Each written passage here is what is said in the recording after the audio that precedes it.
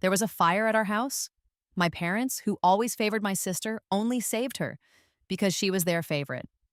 It turned out they had a twisted game. They believed if I envied her enough, she would get a chance to wish for her cancer to be cured. I was completely unaware that I was part of this game and was left to die painfully in the fire. After being reborn, I finally saw their true colors. I decided not to compete for their affection anymore. I told my mentor that I had decided to go abroad. This time they panicked. My mentor was excited and quickly got my paperwork sorted out. They'll be sent in 3 days. Just sign here and you're good. But then he asked, "Are you really ready to leave your family behind?" My mentor knew how much I had cherished my family before. Back when my thesis was about to be published, many labs had invited me. My career was ready to take off, but I gave it all up to be with the family I had been separated from for so long. Now I was saying I wanted to leave. No wonder my mentor was puzzled. But I told him that once he heard my story, he would understand. A month ago, our house caught fire. Despite my room being the closest to my parents, they rushed to my sister's room first. They carried her out while I was left behind. I thought they would come back for me, so I hid in a corner and called them. The busy signal echoed as the fire grew hotter. I was terrified and tried to escape, but a beam pinned me down. My skin cracked and sizzled like roasting meat. I saw my parents outside watching me, letting me die. "Why? I'm your daughter too. Why save only her?" I screamed in agony. They looked down at me and revealed a cruel truth. "You're dying anyway. It doesn't matter if we tell you. Your sister Clara is using you. She just needed to gather enough envy points to exchange for a wish. Clara succeeded." My mom excitedly hugged Clara.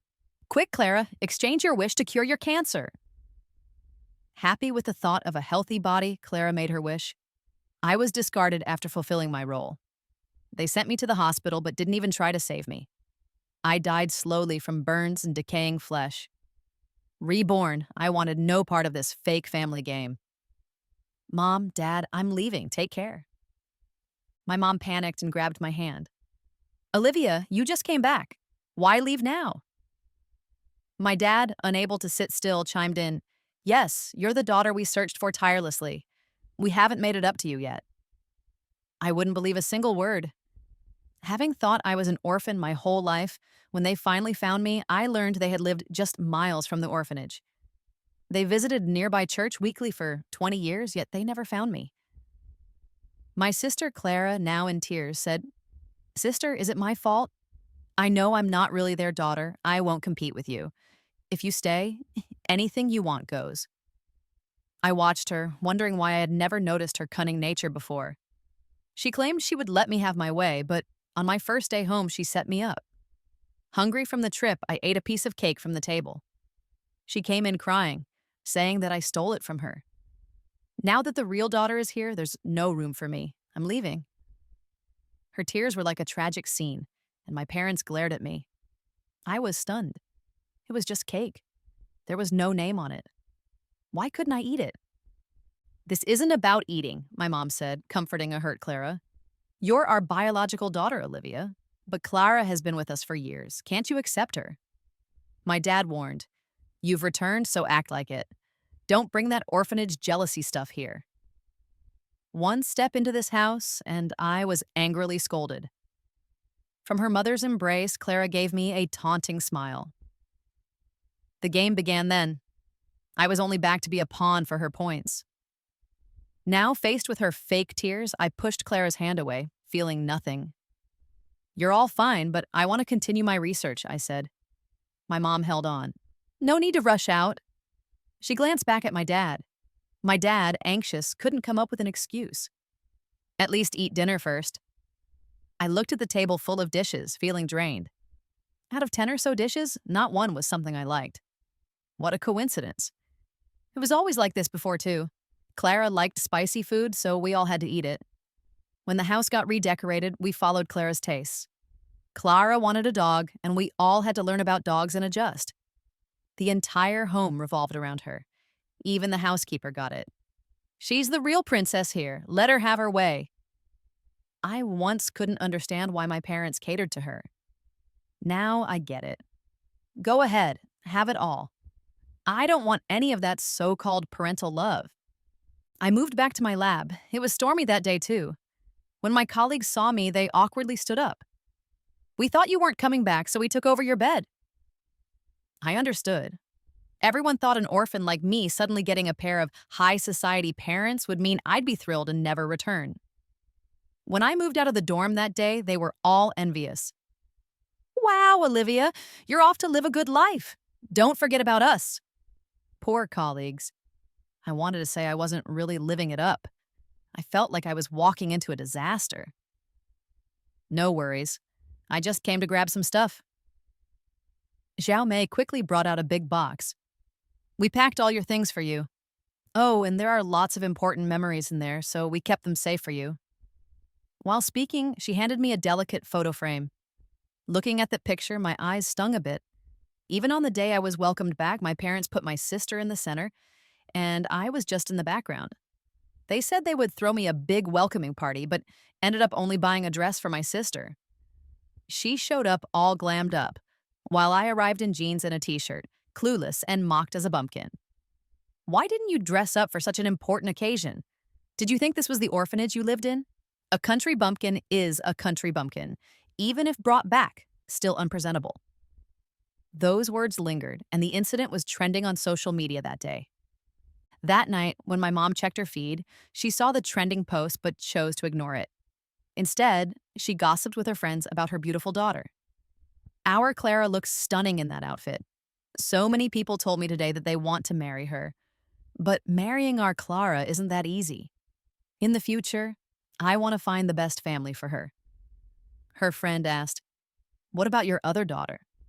She didn't reply, just snorted disdainfully. I was right behind her at that moment. While she didn't say a word, it still hurt deeply.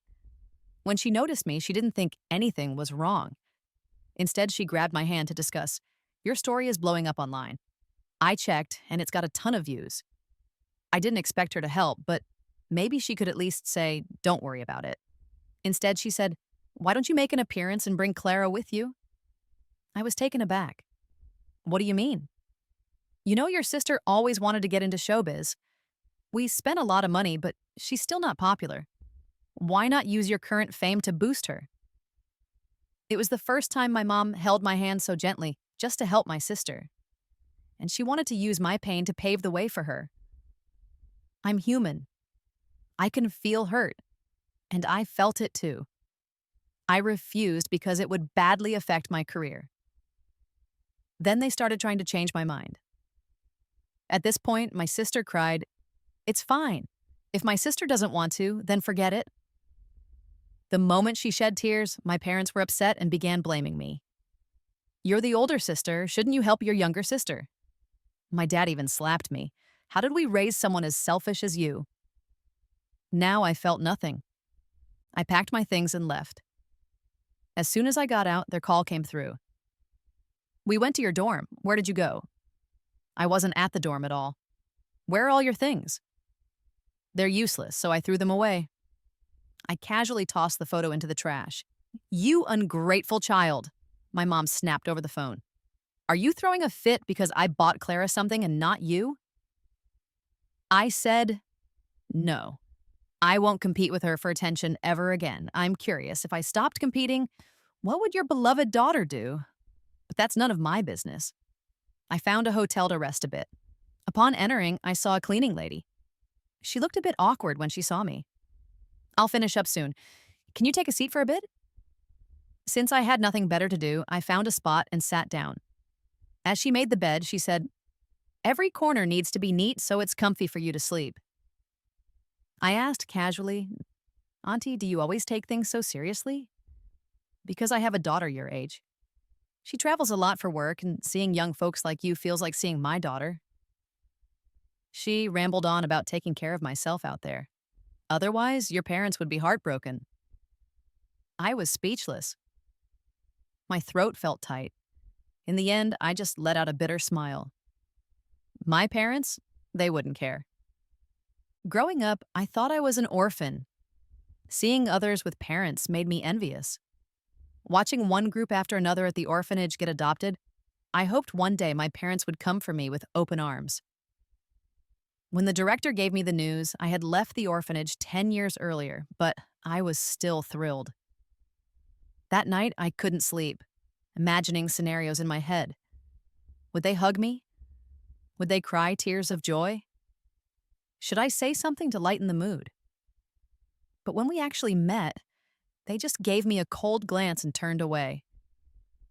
And they asked the director, "Is that her? Is she Olivia?"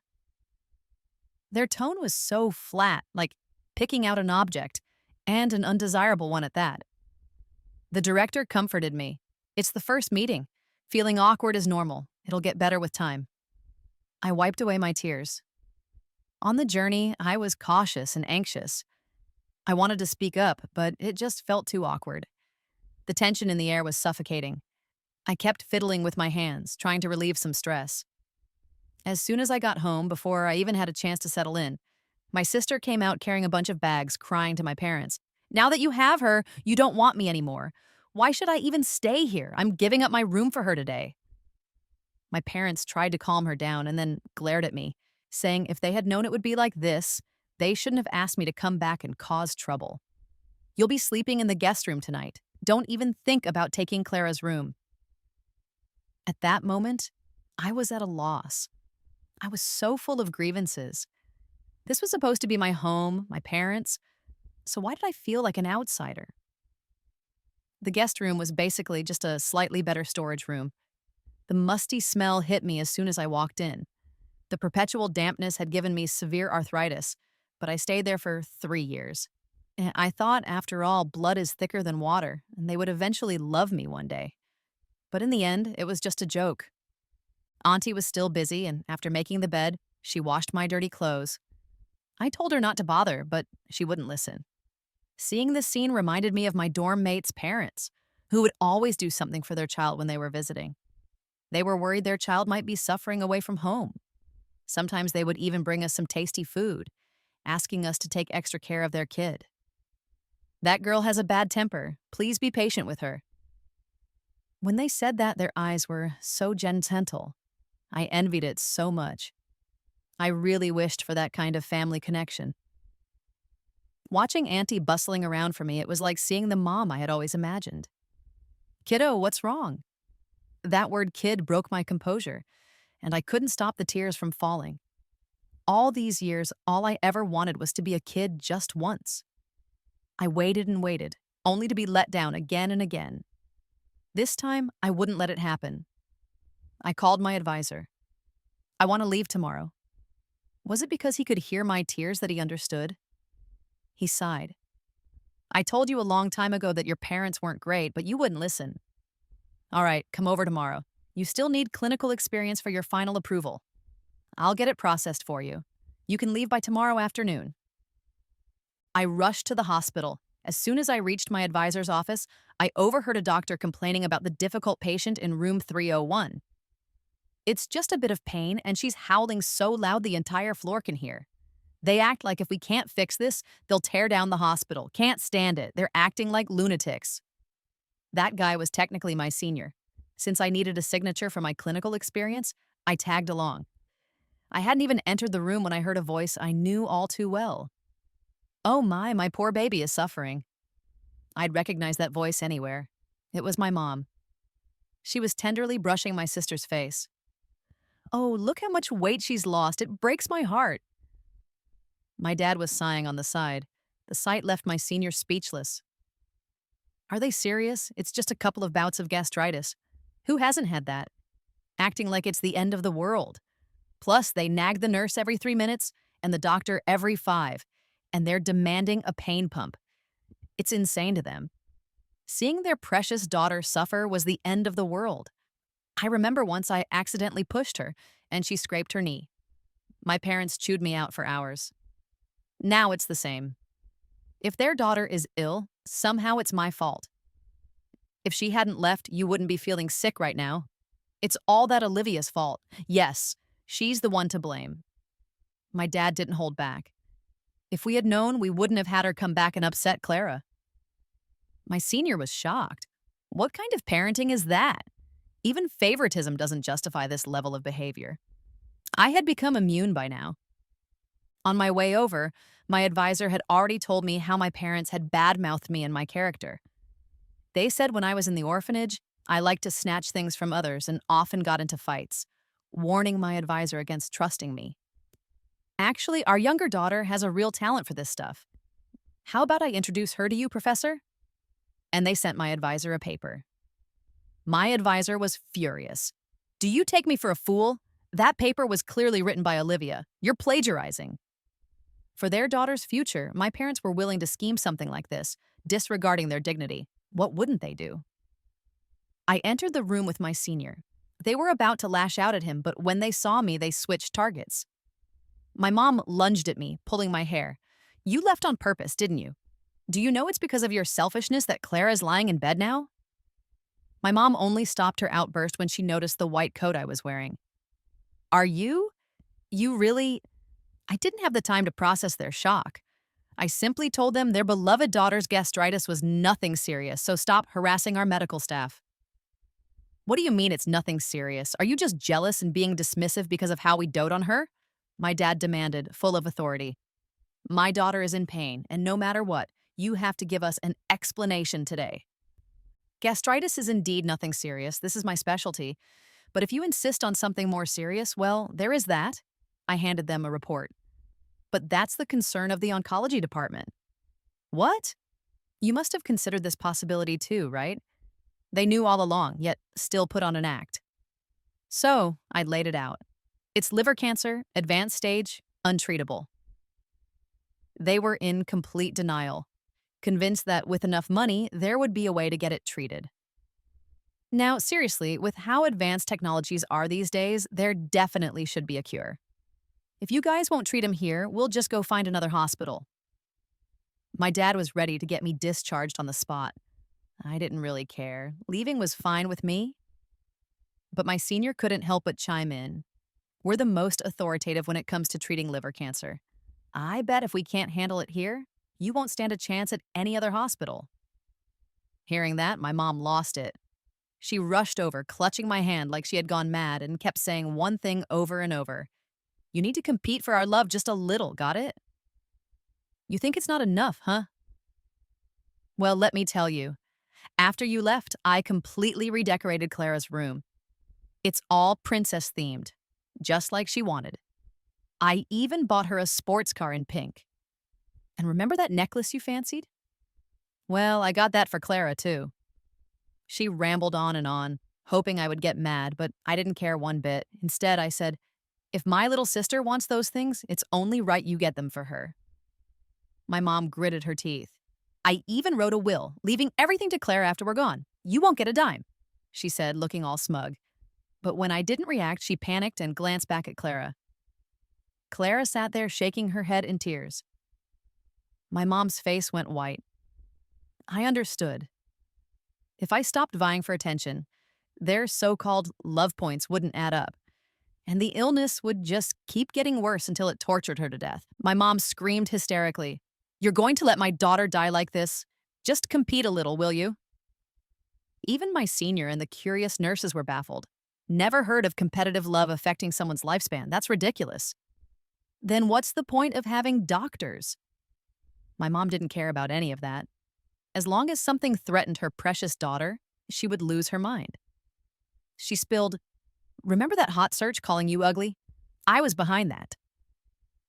She said she secretly paid a lot of money, insisting it had to be high profile. I knew that story. After being reborn, I remembered a lot of things. I even called the company responsible to ask. They said they were confused too, because I seemed like just an innocent researcher.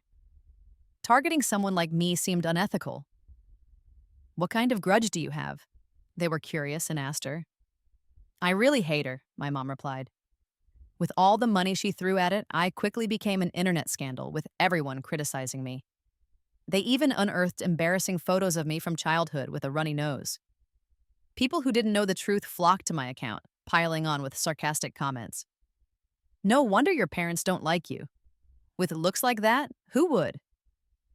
Right, maybe you were so ugly when you were born that they abandoned you. The company had said he thought I was a medical professional and didn't want to go too far, but my mom insisted. Most of the hateful comments were actually her, hiding behind an anonymous profile. My own mother trashing me online. Before, I would have been heartbroken, but now I didn't feel anything. Trying to provoke me? Not a chance. I smiled faintly and turned to my sister. You know, this illness of yours can be treated. Transplants, chemo. If you start treatment now, there's a chance. But look at them. They're delaying, arguing. Seems like they don't really want to treat you. I always thought they loved you so much, but I guess not. My sister, fuming, looked at our parents. My dad and mom rushed to comfort her. In return, she lashed out at them. A family scene of arguing, crying, and laughing. What a circus. Amidst the chaos, I chimed in, "It's not impossible to treat, you know. Dad's liver is perfect for a transplant." Silence followed, especially my dad, whose face showed shock and awkwardness. I handed him the report. "You two are a great match. Post-surgery success rates are high. It's worth trying." My sister sprang up from bed, excited. "Dad, this means I'm saved. I'm gonna live." But I had to throw in a reality check. The donor usually suffers more. There's a significant impact on health. Data suggests liver function suffers post-transplant. But it's okay, Dad. You love her so much. This should be no problem, right? Finishing speaking, I looked at my sister. "Why are you hesitating? Ask Dad. You want to live so I can schedule the operation. If you wait too long, not even a miracle can save you." Fear-stricken, my sister knelt in front of him, her tearful eyes pleading, "Dad, I don't want to die. Please save me." My dad was frozen still, unwilling. Love in theory was one thing. Acting on it was another. Meanwhile, my senior took the opportunity to detail the transplant procedure.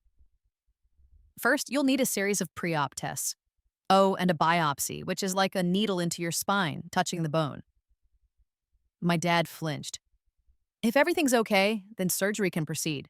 Most are done laparoscopic nowadays, and while any surgery carries risks, we'll try to keep mortality under 3%. My dad exclaimed, "There's a chance I could die?"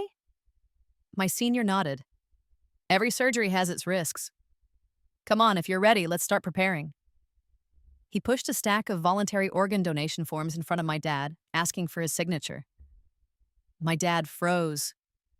My mom didn't look any better. Only my sister was happy, continually urging, "Dad, sign it, hurry!" When I almost couldn't help but laugh. When I read this, I can imagine how exciting the drama will be, but it doesn't concern me. I've already secured my spot in the clinical trial. Next, I just need to send it to my advisor for review.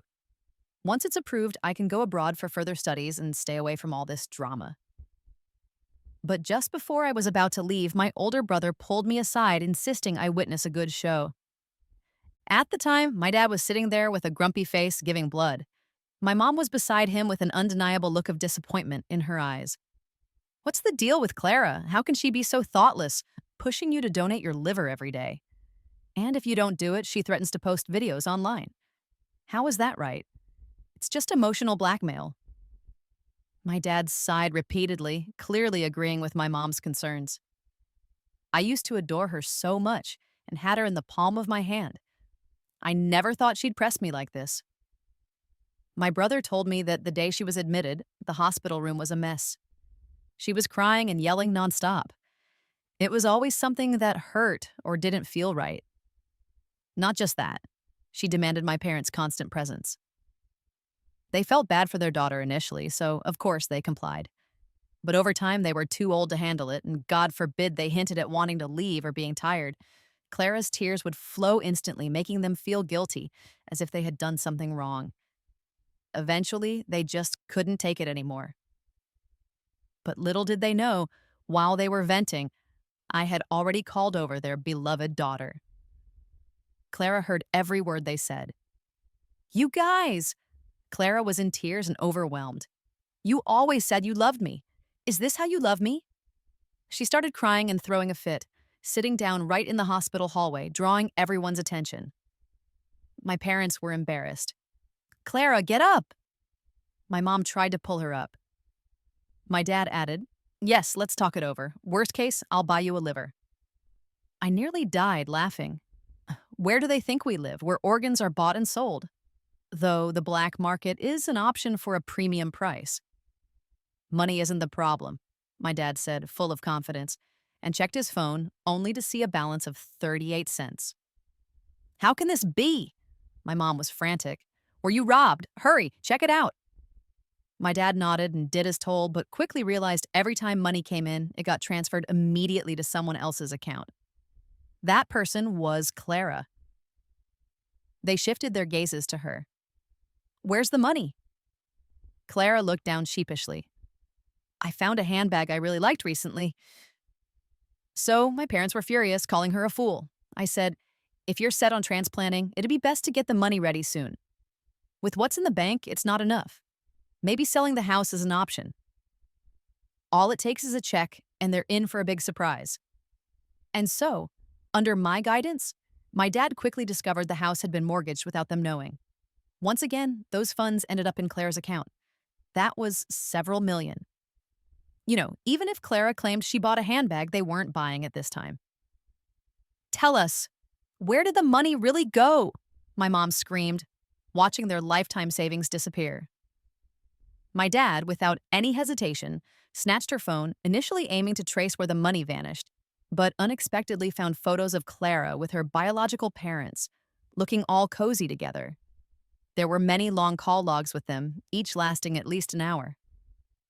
Within these were some stinging remarks like, that old guy, Suchong, just annoys me, and that old hag always clinging to me, it's exhausting. They're adults, yet still dependent. If it weren't for the cash, I wouldn't bother with them. Once I have the money, I'll dump them. The more my dad read, the darker his expression became. I stood on the side, silently enjoying the show. Disappointed? That was the daughter you loved for 20 years. Funny enough, that's something I only discovered in a past life. When I was on death's doorstep, they hurried to save Clara and forgot about me. My phone was smashed, so I searched Clara's room for one to call for help. When I opened it, I saw pictures of them together and saw all their cozy conversations. That was when I realized she had been collaborating with her biological parents all along, draining the family financially, while at the same time stirring me to compete for affection, all to maintain her own good health. It's like our family was just a stepping stone in their path to wealth. I said with a smile, Mom, Dad, you've managed to raise a young billionaire with your bare hands. Impressive. After that, their faces turned green. Clara protested, but it was no use. While they played favorites, they weren't fools. They instantly saw her as a traitor and stormed out. I thought this chapter would end here, but Clara actually found her way to me. She confronted me with the look of a victim, questioning why I did it. It almost made me laugh to death. What does this have to do with me? Clara glared at me like she wanted to devour me alive.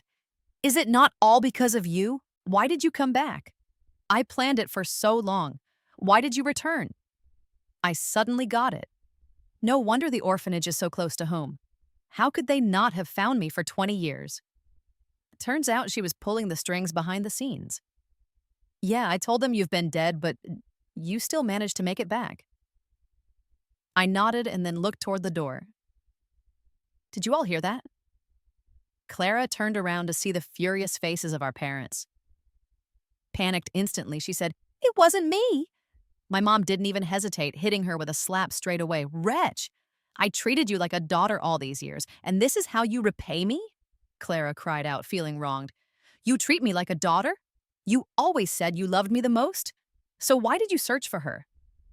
She's our daughter. Of course we had to find her, my dad shouted. This attitude made Clara break down. She screamed, That's bull! How could you possibly hurt your own daughter that way? She'd be too jealous, and I wouldn't even have to go through surgery. You're out of your mind. My dad couldn't understand her. They turned away in disappointment, reminding her to repay the money soon or face legal actions. Clara, clearly triggered, suddenly pulled out a lighter from her back.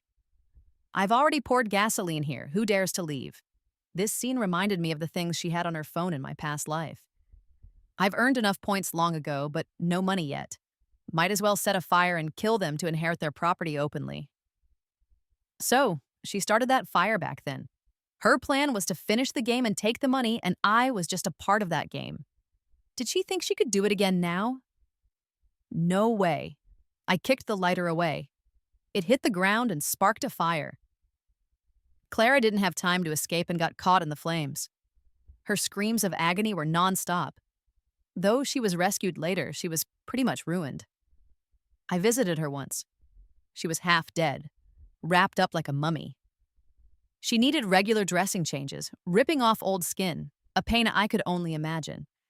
But I told her I did it on purpose. In my past life, I was the one burned. I lay on a bed, slowly dying for 3 months. The despair and agony, wanting to die countless times, but unable to even commit the most basic suicide. I told her, our lab is working on a new project for liver cancer, and we're close to a breakthrough drug. Maybe if you weren't opposing me so much, I might have helped. What a pity. I sighed. Now you'll suffer from burns and cancer pain. Just thinking about it makes me sad for you. Oh, and our hospital is the most humane. We're so worried you'll try to kill yourself that you're already tied up. Her eyes filled with fear and despair. I gave her a slight smile. That means even if you want to commit suicide, you can't. With that, I turned and left, leaving Clara to struggle and scream in pain alone in the room. That day, I packed my bags and headed to the airport. Unexpectedly, I ran into my parents there. They looked worn out, telling me they regretted everything. We never thought we'd be so wrong all these years. Olivia, we were wrong. We shouldn't have treated you that way. When Clara tried to burn us, it was you who saved us. I know you still care about us. Would you come back with us? You'll be our only daughter now, and we promise to treat you well. I refused immediately. They came to me only after seeing Clara's true colors. What if they hadn't known? She would still be their favorite. I would still be the despised daughter. I said, don't get it wrong. I saved you only to repay a debt. From today, I owe you nothing. Let's not meet again. Right in front of them, I deleted all contact info, pulled out my phone SIM card, and tossed it in the trash. Then I walked away. Even if they cried rivers of tears, I didn't look back, not even once.